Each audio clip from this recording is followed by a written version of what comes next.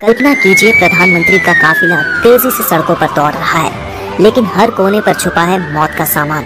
एक manhole cover के नीचे छुपा बम, एक स्नाइपर अंधेरे कमरे में तैयार, और कुछ ही दूरी पर एक वैन जिसमें रॉकेट लॉन्चर निशाना साध रहा है।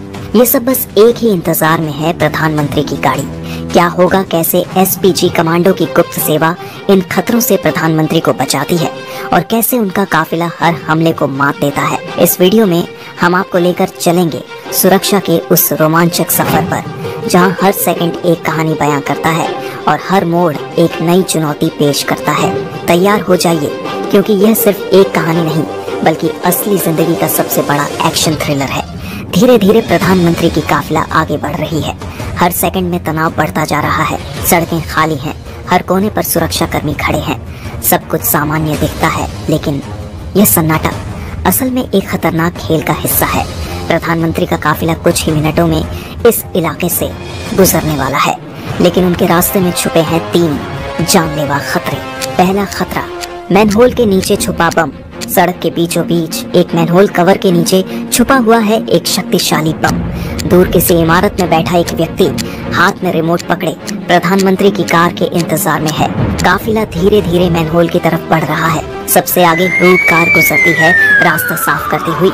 उसके पीछे आती है पायलट कार, जो अंतिम बार सब कुछ चेक करती है। लेकिन बम इन सबकी नजरों से बच गया। अब काफिले का सबसे अहम हिस्सा, प्रधानमंत्री की कार, मैनहोल के ठीक ऊपर पहुंचने वाली है। दूर बैठा वह व्यक्ति सांसें रोककर रिमोट का बटन दबाता है।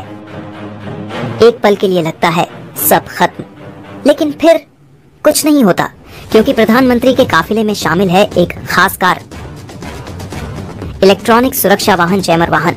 इस कार में लगे एंटीना रेडियो तरंगों को जाम कर देते हैं। इस तकनीक को बैरेज जैमिंग कहते हैं। फर्स्ट खतरा से तो प्रधानमंत्री की काफिला सुरक्षित निकल जाता है, लेकिन कहानी यहीं खत्म नहीं होती। दूसरा खतरा, स्नाइपर।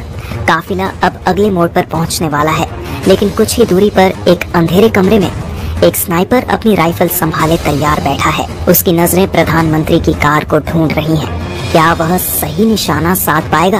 प्रधानमंत्री की कार मर्सिडीज एस 650 ये सिर्फ एक कार नहीं, बल्कि एक चलता फिरता अभेद्य किला है। प्रधानमंत्री किस गाड़ी में है, ये पता करना मुश्किल है, क्योंकि काफिले में 2 एक जैसी मर्सिडीज एस 650 चलती है। इसके जस्ट पीछे 2 गाड़ियां चलती है, जिसका उद्देश्य किसी भी खतरनाक स्थिति के लिए special protection group SPG commando तैयार रहती है। ये टीम किसी भी तरह की जवाब देने के लिए पूरी तरह से तैयार रहता है। जैसे ही काफिला चौराहे पर पहुंचती है, स्नाइपर गाड़ी के शीशे से प्रधानमंत्री को अचानक से देख लेता है, निशाना लगाता और गोली चला देता है। लेकिन मर्सिडीज एस 650 की बुलेट प्रूफ खिड़कियां और टाइटेनियम आर्मर इसे पूरी तरह सुरक्षित रखते हैं। स्नाइपर की गोली विफल हो जाती है। मर्सिडीज एस 650 दुनिया की सबसे सुरक्षित कारों में से एक। 8 इंच मोटे दरवाजे, बुलेट प्रूफ खिड़कियां, रन फ्लैट टायर टेक्नोलॉजी, गोली लगने के बाद भी चलने वाले टायर। इतना ही नहीं, इस कार में प्रधानमंत्री के ब्लड ग्रुप का ब्लड मौजूद होती है। ये कार सिर्फ सुरक्षा नहीं देती, बल्कि किसी भी हमले का जवाब देने के लिए तैयार रहती है। तीसरा खतरा, रॉकेट लॉन्चर का वार। अब कहानी और खतरनाक मोड़ लेती है।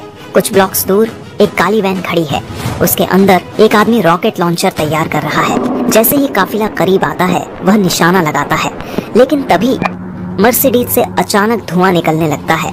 Infrared smoke screen. ये धुआं सिर्फ आंखों को नहीं, बल्कि आधुनिक मिसाइलों को भी चकमा देने के लिए डिजाइन किया गया है।